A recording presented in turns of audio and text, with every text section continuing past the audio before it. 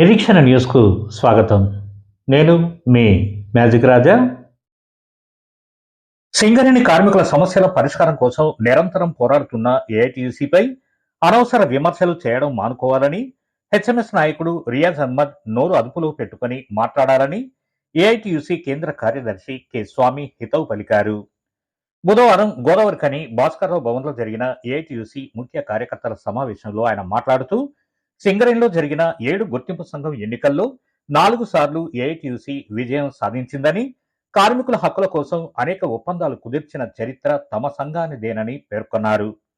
ఒక్క ఏరియాలోనూ విజయం సాధించని హెచ్ఎంఎస్ నాయకులు ఏఐటీయూసీపై వ్యక్తిగత విమర్శలు చేయడం తగదన్నారు.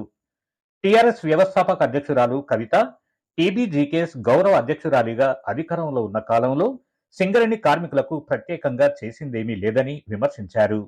ప్రస్తుతం హెచ్ఎంఎస్ గౌరవాధ్యక్షురాలిగా ఆమె పర్యటనల వల్ల కార్మికులకు ఒనగూరే ప్రయోజనమేమీ ఉండదన్నారు. కార్మికుల సమస్యల పరిష్కారానికి ఏఐటీయూసీ ఎప్పటికీ పోరాట పంథానే కొనసాగిస్తుందని స్పష్టం చేశారు. ఇంకా ఈ సమావేశంలో AITUC RG one branch office bearer Sirra Mallikarjun, నాయకులు ఎర్రగొల్ల చేరాలు, పడగల కనకరాజు తదితరులున్నారు. ఈ మధ్య 2 రోజుల కిందట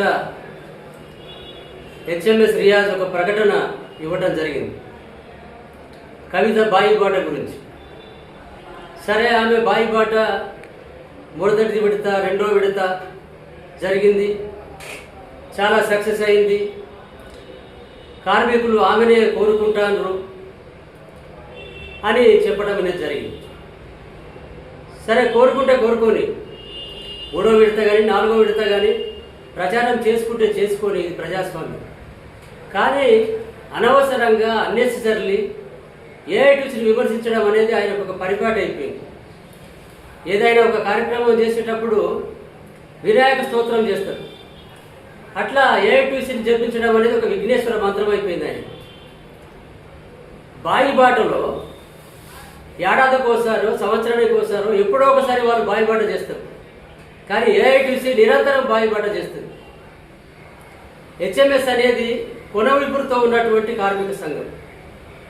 7వ దఫా పోయినసారి జరిగిన ఎన్నికల్లో ఒక చోట 3, ఒక చోట 4, ఒక చోట 15, ఒక చోట 13 ఓట్లు వచ్చిన సంఘం అది. రియాజ్తో ఉన్నటువంటి ముఖ్య నాయకులు ఎవరు లేరు, ఏకలింగం ఆయనే మిగిలాడు. ఇప్పుడు కవిత గారు చూడాలి, ఆమెను బీఆర్ఎస్ పార్టీ బహిష్కరించింది. అట్లాగే టీబీజీకేఎస్ గౌరవ అధ్యక్షుడిగా ఆమెను తీసేసిండ్రు. అటు ఎంపీ పదవి పోయింది, ఎమ్మెల్సీ పదవి పోయింది. ఆమె రాజకీయ నిరుద్యోగిగా మారిపోయింది.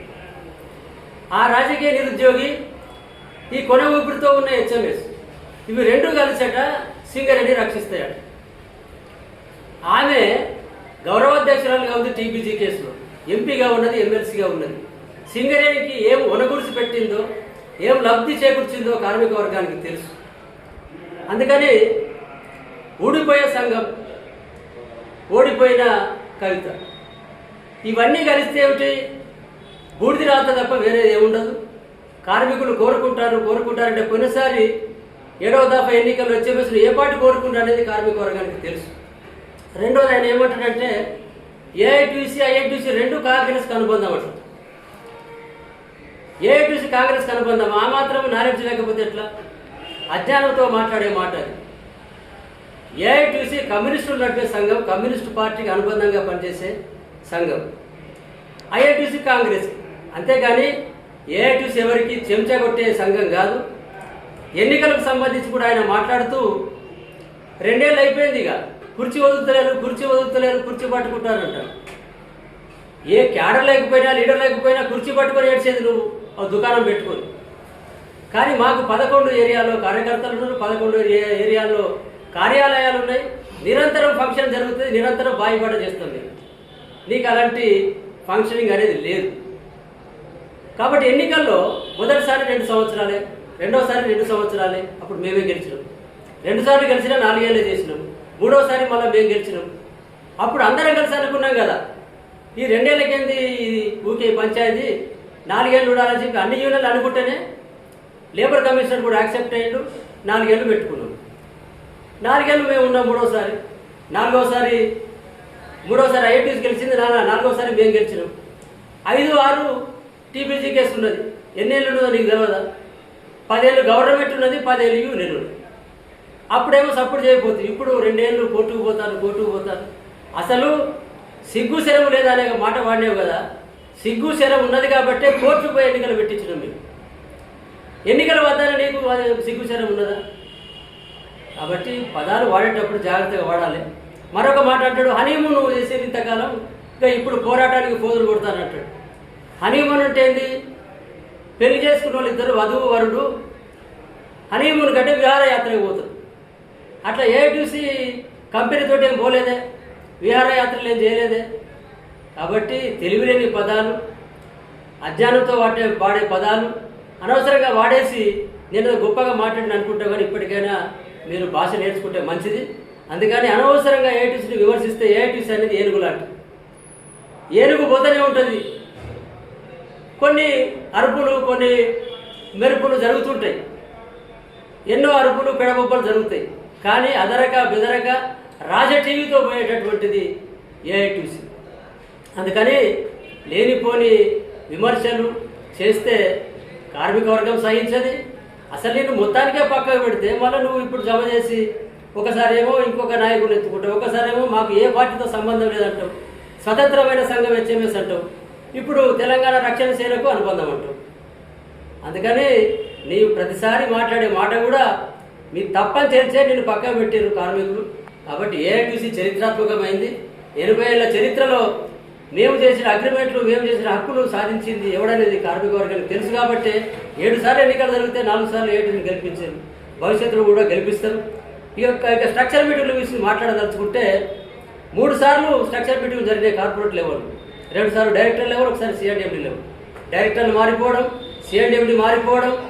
దీనికి మళ్ళీ ఐఎన్టీసీ కాంగ్రెస్ శిఖండి పాత్ర వహించి ఏఐటీసీకి క్రెడిట్ రావద్దని చెప్పి వాళ్ళు అడ్డుపడడం, అక్కడక్కడ మంత్రి గారితో ప్రకటన చేయించడం, లేకపోతే ఇంకో రకంగా ఆఫీస్ ఆర్డర్లు ఇప్పేయడం. ఇదంతా దీనివల్ల ఏఐటీసీని కోడ్ ఆఫ్ డిసిప్లిన్ ఉల్లంఘించి అటు కాంగ్రెస్ కావచ్చు, ఐఎన్టీసీ కావచ్చు, ఇటు మేనేజ్మెంట్ కావచ్చు డిసిప్లిన్ ఉల్లంఘించారు. కాబట్టి ఆ స్ట్రక్చర్ మీటింగ్లు లేట్ అయినాయి.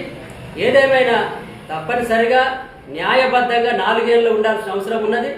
ఇది న్యాయం. అంతేగాని 2 ఏళ్ళకే ఇక ఎన్నికలు పెడితే హెచ్ఎంఎస్ గెలుస్తుందని చెప్పి ఆయన ఎక్కడ భ్రమలో ఉంటే కవిత వచ్చి కాపాడుతుందంటే అంత భ్రమ. కార్మికులకు తెలుసు. ఆమెను బీఆర్ఎస్ ఎందుకు బహిష్కరించింది, టీబీసీ నుంచి ఎందుకు తీసేసిండ్రు, ఆమె బతుకమ్మలు అన్న తర్వాత లాస్ట్కు లిక్కర్ సింగ్ కుంభకోణం ఎందుకు అయింది, ఆమె జైలుకి ఎందుకు పోయింది. కాబట్టి దొంగ యూనియన్, దొంగ ఏఐటీసీ, దొంగ సమ్మెలు అంటే మేము కూడా దొంగ అంటే బాగుంటుంది కదా. మేము ఎప్పుడు మా నోటి నుంచి ఆ మాట రాలేదు. మీరు అనిపించుకోవద్దని చెప్పి మనవి చేస్తూ ఏఐటీసీ ఎల్లకాలం కార్మిక వర్గానికి సేవ చేస్తుంది. ఇటువంటి చిన్న చితక తుట్టా పొట్ట యూనియన్లు మేము కేర్ చేయము, వాటిని పట్టించుకోమని చెప్పి మనవి చేస్తుంది. మన నిరీక్షణ న్యూస్ను వాచ్ చేయండి, లైక్ చేయండి, సబ్స్క్రైబ్ చేయండి, మీ మిత్రులకు షేర్ చేయండి.